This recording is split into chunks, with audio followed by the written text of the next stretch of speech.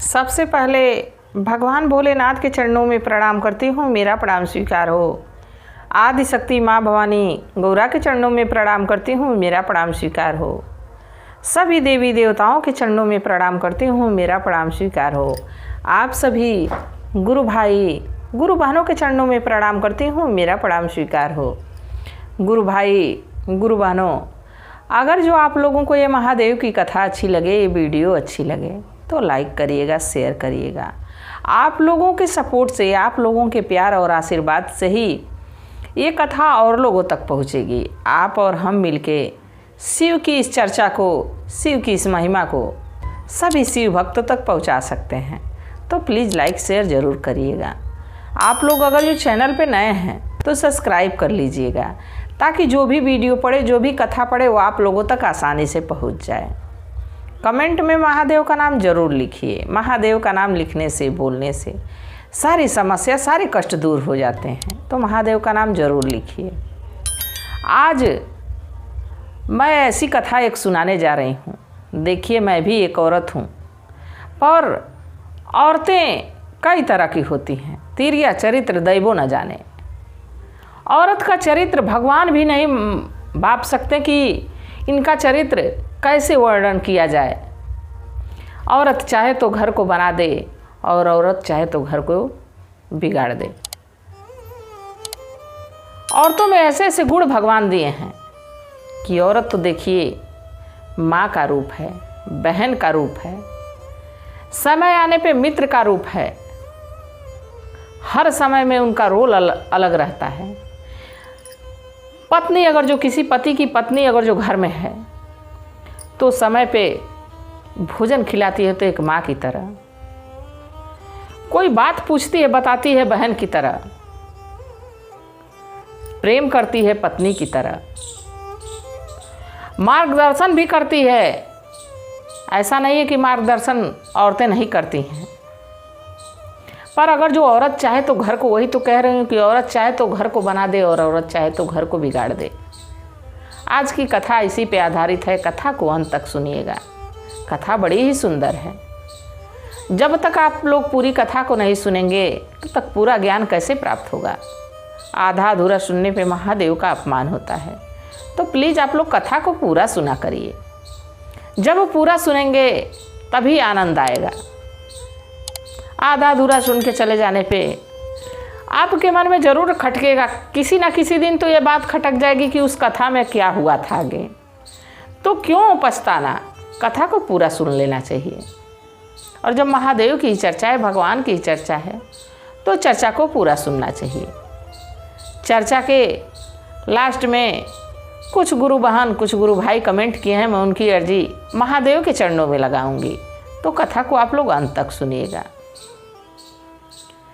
देखिए, एक गांव में एक धोबी और एक धोबिन रहते थे।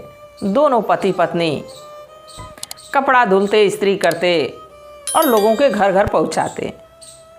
अब कार्य तो करना जरूरी है मनुष्य को। कर्म करो तभी तो फल मिलेगा। अगर जो हम कर्म नहीं करेंगे तो कैसे हमारे जीने खाने की व्यवस्था होगी। तो कर्म तो करना ही पड़ता है। तो धोबी धोबिन रोज़ कपड़ा धुलते, इस्त्री करते, घर घर में पहुंचाते। बड़े लोगों का गांव था। उस गांव में ठाकुर, पंडित, लाला सभी लोग रहते थे। और वहाँ का राजा भी बड़ा संपन्न राजा था।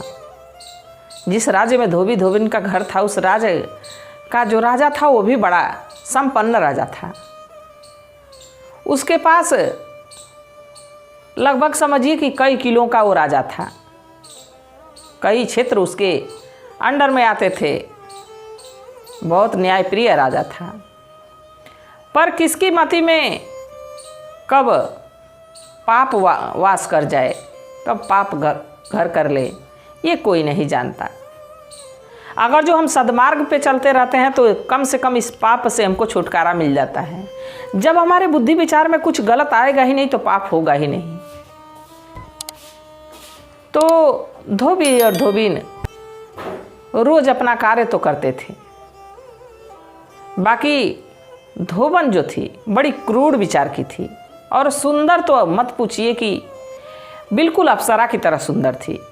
इतना सुंदर कि मानो भगवान उसकी सुंदरता इस पृथ्वी पे इतना सुंदर बनाए थे कि उसके जैसा सुंदर उस राज्य में कोई नहीं था। इतनी सुंदर धोबन थी। आ धोबी काला कलूटा सा, पतला दुबला सा। बाकी धोबी महादेव का शिष्य था। देखिए, इस शरीर की सुंदरता नहीं होती है, मन सुंदर होना चाहिए। जिसका मन सुंदर है, जो प्रभु को मानता है, वही व्यक्ति सुंदर है। शरीर सुंदर ही रह के क्या करेगी जब मन सुंदर ना हो? तो सुंदरता किस काम की? वो सुंदरता व्यर्थ है। तो धोबी रोज महादेव का नमः शिवाय का जाप किया करता था। नमः शिवाय का जाप किया करता था। तो धोबन उस पर बड़ा चिड़चिड़ाती थी, हमेशा उस पर गुस्साती थी कि सुबह सुबह उठता है तो उठ के नमः शिवाय का जाप लेके बैठ जाता है, और मैं हूँ तो घर का काम करती हूँ, फिर इसके साथ जाके मैं कपड़े धुलवाती हूँ, इस्त्री करवाती हूँ, फिर घर घर में पहुँचाती हूँ। और जब तक मैं काम करती हूँ अपना एक आध घंटे ये नमः शिवाय के जाप में ले लेता है, पूजा पाठ करने में ले लेता है। अपने पति पे हमेशा गुस्साती, चिड़चिड़ाती। बाकी देखिए, हाथी चले बाजार, कुत्ते भोके हजार, ऐसा कार्य करता था धोबी। कितना हूँ बोलिए, कितना हूँ किच करिए, उसका ध्यान केंद्रित हो जाता था भगवान पे। तो बस वो अपनी पत्नी की बात को सुनता ही नहीं था, मानो वो बात ही नहीं हमको सुनाई दे रही है। भगवान का नमः शिवाय का जाप किया करता था। एक दिन धोबी और धोबिन दोनों गए नदी के किनारे, कपड़ा धुल रहे थे। उसी रास्ते से भगवान भोलेनाथ और मैया पार्वती भ्रमण करने के लिए पृथ्वी पे आए हुए थे। तो उधर ही से जा रहे थे तो मैया की नज़र उस धोबिन पे पड़ी और उस धोबी पे पड़ी। तो इतना सुंदर उसका रूप था, इतनी सुंदर वो थी, इतनी सुशील दिखती थी कि देखने में लगता था कि अगर जो मुंह ना खोले तो लगता था कि ओ हो, इतनी सुंदर है, बोलेगी कितना सुंदर। बाकी जैसा मैं बताई हूँ कि बोलती हमेशा उल्टा थी, अपने पति का हमेशा अनादर किया करती थी। अब जब मैया की नज़र उस पर पड़ी तो मैया कहें कि हे प्रभु, आप जिसका भरता है उसी का भरते रहते हैं, जिसका धन दौलत है उसी को धन दौलत देते हैं। देखिए कितना सुंदर रूप है, कितने कोमल कोमल इसके हाथ हैं, कितना सुंदर इसका रूप है। और इस धूप में, इस पानी में कपड़े धुले जा रही हैं। इस पे थोड़ी कृपा कर देते, थोड़ा धन दौलत दे देते तो ये सब कितना सुखी हो जाते। इतना सुंदर शरीर है, इतनी कोमल शरीर है, इसकी मुरझाती नहीं। भगवान आनाकानी करने लगे, कहे कि जहाँ जाती हो देवी वहाँ हमको पचड़े में फंसा देती हो। ऐसा इसके भाग्य में यही कर्म लिखा है तो ये कर्म कर रहे हैं। जितना कर्म करेंगे उतनी फल की व्यवस्था होती रहेगी। बाकी मैया बड़ी जिद्दी हैं, मैया को किसी का दुख नहीं देखा जाता, किसी की परेशानी नहीं देखी जाती। अब लगी भगवान से जिद करे, नहीं भगवान, अब मैं यहाँ से एक पग आगे नहीं जाऊँगी, यहाँ से मैं खड़ी हो जाऊँगी, अब एक पग मैं आपके साथ चलूँगी नहीं, जब तक इसको आप इसकी व्यवस्था अच्छी ना कर दें। तो भगवान कहे कि ठीक है चलो, इसी से पूछ लिया जाता है कि क्या इन सबों को चाहिए। अब भगवान, धोबी तो भगवान का भक्त ही था। भगवान धोबी को दर्शन दिए। धोबन अपना कपड़ा धुल के सुखा रही है और धोबी नदी के किनारे कपड़ा धुल रहा है। भगवान भोलेनाथ मैया पार्वती अब धोबी के पास गए। धोबी से पूछे कि ये बताओ शिष्य कि तुम भक्ति आराधना तो बहुत हमारी करते हो, हमारा मन बड़ा प्रसन्न करते हो, तुम्हारी पूजा पाठ से हम बहुत प्रसन्न हैं, तुमको क्या चाहिए? तो सीधा साधा सरल व्यक्ति, देखिए प्रभु बस सरल व्यक्ति को मिलते हैं, सीधे साधे भक्त को तो तुरंत प्रभु मिल जाते हैं, उन पे उनकी कृपा दृष्टि सदैव बनी रहती है। क्योंकि उनका सहारा कोई नहीं होता है, उनको कोई भी ठग सकता है, कोई भी मूर्ख बना सकता है, इसलिए उसका सहारा स्वयं भगवान रहते हैं। अब धोबी से कहे कि तुमको क्या चाहिए, तुमसे हम बहुत प्रसन्न हैं। तो धोबी बेचारा सीधा साधा कहा, हे प्रभु, हम तो आपके भक्ति में ही प्रसन्न हैं, हमको कुछ नहीं चाहिए, हम आपकी भक्ति में ही प्रसन्न हैं, हमको ताकत दीजिए, बल दीजिए, ताकि हम आपकी भक्ति हमेशा करते रहें और इसी तरह हम हमेशा आपके भजन गुनगुनाते रहें, आपकी चर्चा करते रहें। भगवान कहे, अरे कुछ तो मांग लो। तो धोबी कहा कि नहीं भगवान, आपकी दी हुई शरीर मेरे पास है, आपका दिया हुआ हाथ पैर मेरे पास है, आपका दिया हुआ मुख है, तो इस मुख से मैं आपका गुणगान ही करता रहूं, आपकी भक्ति करता रहूं, हमको और कुछ नहीं चाहिए, इतनी ताकत दीजिए कि आपकी भक्ति भाव मैं करता रहूं। और जहाँ तक कुछ मांगने की बात हुई तो समय पर छोड़ दीजिए, कभी हमको ज़रूरत लगेगी तो हम आपसे मांग लेंगे। तो भगवान मुस्कुराने लगे, कहे, हम ही नहीं चतुर हैं, हमारे भक्त हमसे चतुर हैं। भगवान मैया से कहे कि देख लीजिए पार्वती, हम तो चतुर हैं पर हमारे भक्त हमसे चतुर हैं, हम तो भोले भंडारी हैं, जो जैसे मांगता है मैं उसको वैसा ही देता हूँ। तो मैया और महादेव वहाँ से अब दूसरे तरफ अंतर ध्यान हो गए, चले गए। धोबी बेचारा अपना कपड़ा धुल रहा है, अपने मगन है भगवान की भजन में। वो जब भी कोई कार्य करता था तो भगवान का नाम ही लेते रहता था। धोबी उतना ही चिड़चिड़ाती थी। अब दोनों पति पत्नी लोगों का कपड़ा सुखा रहे हैं नदी के किनारे। उसी रास्ते से घोड़े सवार कुछ सैनिकों के साथ उस राज्य का राजा जा रहा था। राजा की नज़र उस धोबन पे पड़ी, जैसे माँ की नज़र उस धोबिन पे पड़ गई थी, माता पार्वती की। जब माँ पार्वती उस पे मोहित हो गई तो राजा था। राजा उसी रास्ते से जा रहा था और देखा कि इतनी सुंदर धोबिन, उसका पति काला कालूटा दुबला पतला और उसकी पत्नी कितनी सुंदर है, इतनी रूपवान तो हमारे राज्य में कोई नहीं है, मानो लग रहा है कि कोई अप्सरा हो। अब राजा उस पे मोहित हो गए। राजा उस पे मोहित हो गए तो धोबी से कहे कि देखो, ये जो तुम्हारी पत्नी है ये तुम्हारे साथ लायक नहीं है। तुम इसको धूप में इसकी शरीर को जला रहे हो, इसकी शरीर को तपा रहे हो और इससे कपड़े धुलवा रहे हो, ये इसके लायक नहीं है। इसको हमको दे दो, हम अपने राजमहल की शोभा बनाएंगे, इसको अपनी रानी बनाएंगे और बढ़िया नरम गद्दे पे बैठाएंगे, बढ़िया बढ़िया भोजन खिलाएंगे, सुंदर वस्त्र पहनाएंगे, अच्छे अच्छे गहने पहनाएंगे, इसको हम सजा के संवार के रखेंगे। धोबी हाथ जोड़ा कहा कि राजा साहब, मानता हूँ कि आप हमारे राज्य के राजा हैं, हम लोगों के अन्नदाता हैं, बाकी हमारी भी इज्जत आपके इज्जत के बराबर ही है। हम गरीब हैं तो क्या हमारी इज्जत नहीं है? जैसे राजा आपकी इज्जत है उतनी ही बड़ी हमारी भी इज्जत है। हम अपनी पत्नी को आपको नहीं दे सकते हैं। जब धोबी ये बात कहा तो राजा साहब धोबिन से प्रस्ताव रखे, कहे कि देखो, तुम इसके साथ कहाँ मारी मारी फिर रही हो, इसके साथ रह के तुम अपने शरीर को जला रही हो, अपने मस्तिष्क को जला रही हो, फटे टूटे कपड़े पहनी हो।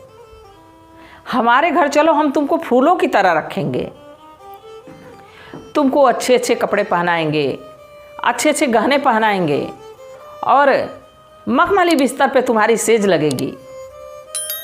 औरतों को अगर जो गहने और कपड़े का कोई लालच दे दे तो बहुत सी औरतें हैं कि उसमें बह जाती हैं। ये औरतों की एक खास आदत है कि थोड़े गहने और थोड़े कपड़े से ही बहुत प्रसन्न हो जाती हैं। पति भी देता है तो उतने ही प्रसन्न होती हैं, पर कोई कोई औरतें बहुत लालची किस्म की होती हैं। और लालच, गुरु भाई गुरु बहनों, मैं हमेशा कहती हूँ कि लालच बुरी बला, जो लालच किया उसका विनाश शुरू हो गया। समझिए कि उसका सारा ज्ञान, जहाँ लालच मन में घुसा, सारा ज्ञान, सारी बुद्धि सब भ्रष्ट हो जाती है। अब जब ऐसे राजा कहे तो धोबन लालच में आ गई और अपनी सुकीर्ति से, अपने मन से राजा के साथ चलने के लिए तैयार हो गई। धोबी देखता का देखता रह गया। राजा उसको घोड़े पर बैठाए और घुड़सवार से कहे कि इसको हमारे राजमहल लेके चला जाए, मैं अपने राजमहल में ले चलूँगा, इसको अपनी राजमहल की शोभा बना के रखूँगा, अपनी रानी बना के रखूँगा। राजा वहाँ से चल दिए, सारे सैनिक पीछे पीछे हो लिए। गुरु भाई गुरु बहनों, अब धोबी बेचारा क्या करता, तो इज्जत सम्मान मान सब कुछ चला गया। धोबी रोने लगा और महादेव को याद करने लगा कि हे प्रभु, अभी तो कुछ देर पहले हमसे कह रहे थे कि कुछ मांग लो, कुछ मांग लो, तो हमने आपसे कुछ मांगा नहीं। हे प्रभु, अगर जो हमारे पूजा पाठ में, हमारे जप तप में थोड़ा सा भी असर होगा तो आप हमको ऐसा वर दे दीजिए कि वो सूअर बन जाए। हमारी जो औरत है, हमारी जो पत्नी है, वो सूअर बन जाए। महादेव तत्काल वहाँ प्रकट हुए। देखिए, अपने सरल भक्त को भगवान कभी इंतजार नहीं करवाते हैं। मुस्कुराते हुए भगवान प्रकट हुए। भगवान कहे कि तुम बड़े परेशान लग रहे हो, बड़े बेचैन दिख रहे हो। कहा, प्रभु हमसे क्यों पूछ रहे हैं, आप तो सब जानते हैं हमारे मन की बात। हम तो आपके शिष्य हैं और आप तो गुरुओं के गुरु हैं। आप तो देवों के देव महादेव हैं। आप तो सब कुछ जानते हैं। तो जब आप सब जानते हैं तो मेरी मन की भी दशा आप जान ही रहे हैं। हमारी पत्नी स्वयं अपनी इच्छा से राजा के साथ चली गई, हमारे साथ छल कर दी। आप ऐसा करिए कि वो सूअर बन जाए। महादेव तथास्तु किए और वहाँ से अंतर ध्यान हो गए। अब गुरु भाई गुरु बहनों, घोड़े पे तो औरत सवार थी, बाकी महादेव के श्राप की वजह से वो सूअर बन गई। अब कोई सैनिक देखता कि अरे ये तो सूअर दिख रही है घोड़े पे, सबको नजर आने लगी कि सूअर दिख रही है। तो एक सैनिक राजा को इशारा किया कि अरे राजा, घोड़े पे क्या बैठा के लेके जा रहे हैं। तो राजा कहे कि तुमको दिखाई नहीं देता है, मैं अपने महल की रानी को लेके जा रहा हूँ। महल ले जाऊंगा, उनसे विवाह करूंगा, उनको अपनी रानी बना के रखूंगा। तो कहा कि अरे राजा साहब, पीछे मुड़ के तो देख लीजिए। कहे, पीछे मुड़ने को कहोगे तो देख रहे हो तलवार तुरंत तुम्हारी गर्दन काट देंगे, यही प्राण दंड देंगे तुमको। अब जब ये बात राजा कहे तो चुप हो गया। फिर दूसरा सैनिक, फिर तीसरा सैनिक, सब इशारा करते रहे। अब महल भी नज़दीक आते गया। तो जो राजा का मंत्री था कहा कि राजा साहब, भले मेरी गर्दन काट दीजिएगा, जब हम आपके यहाँ नौकरी कर रहे हैं, आपके दास हैं, तो चाहे जो सजा देनी होगी दे लीजिएगा, पर एक बार पीछे मुड़ के ज़रूर देख लीजिए। जब मंत्री की बात राजा सुने तो घोड़े से तुरंत उतरे। अब पीछे देख रहे हैं तो घोड़े पे एक सूअर बैठी हुई है।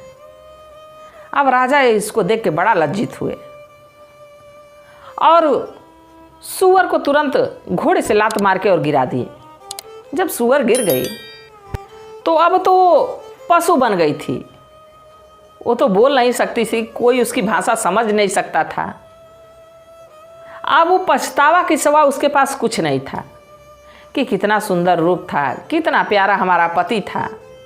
भले काला कलूटा था पर दिल उसका बहुत सुंदर था, मन उसका बहुत सुंदर था, हमसे बहुत प्रेम करता था और मैं अपने पति के प्रेम को छोड़ के इस राजा के साथ होली हूँ, जो राजा मुझे ठोकर मार दिया। अब यही सोच के सूअर बेचारी अब क्या करती, वहाँ से फिर उल्टे पांव नदी के किनारे लौटी। जब नदी के किनारे लौटी तो उसका पति वहीं बैठ के अपना नमः शिवाय का जाप कर रहा है। बड़ा दुखी मन था उसका। अब नमः शिवाय का जाप कर रहा है, प्रभु को अपने मना रहा है। अब उसके पास तो कुछ था नहीं, धन धर्म सब कुछ चला गया समझिए। जिसकी पत्नी ही चली जाए उसके सामने आंखों के, तो फिर उसका मन क्या कहेगा। उसकी इच्छा क्या करेगी। वो बैठ के नमः शिवाय का जाप कर रहा था।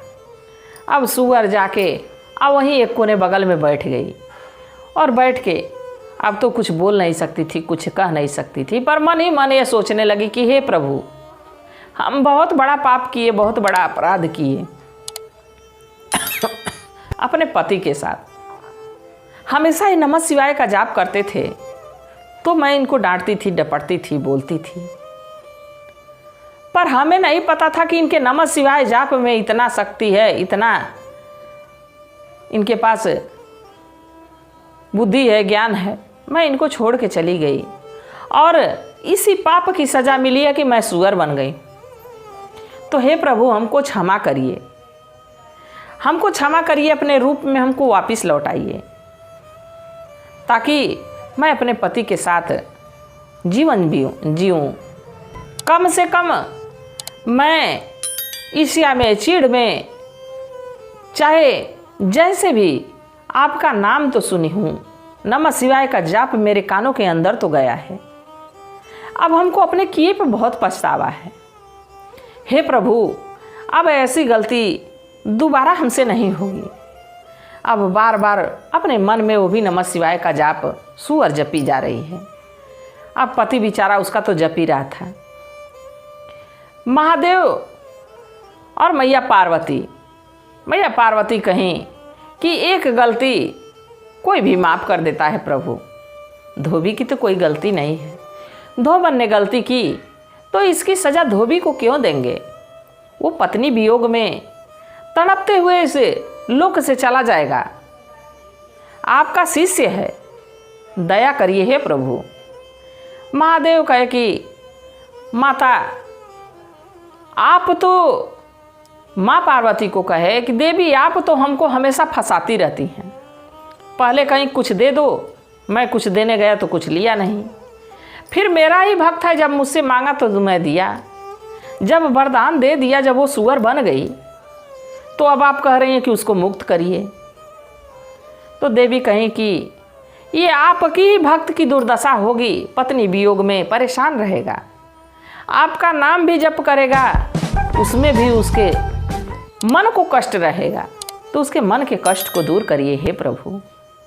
तो भगवान माता पार्वती की बात को मान के और उसको फिर से मुक्त किए और वो अपने उसी रूप में फिर आ गई, अपने पति के चरणों पे गिरी, कही कि हमको माफ़ कर दीजिए पतिदेव, हम भटक गए थे, हम राजसी सुख देखना चाहते थे, सुख भोगना चाहते थे।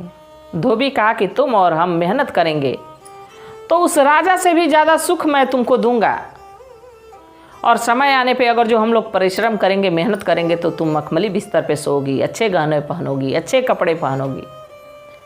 दोनों पति पत्नी वही प्रण किए कि अब हम किसी के धन को देख के लालच नहीं बढ़ाएंगे, और दोनों खूब मेहनत किए, खूब लगन से महादेव की पूजा आराधना किए, और समय आने पे बहुत बड़े आदमी बने।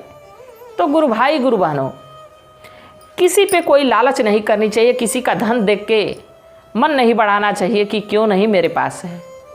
उसका धन देखे हम बहुत अच्छा किए, हमारे आंखें हैं, भगवान दिए हैं देखने के लिए ही, पर ये सोचना चाहिए कि अगर जो उसके पास धन है तो मैं भी अगर जो मेहनत करूँगा तो हो सकता है हमारे पास भी हो। प्रभु की इच्छा होगी तो ज़रूर होगा।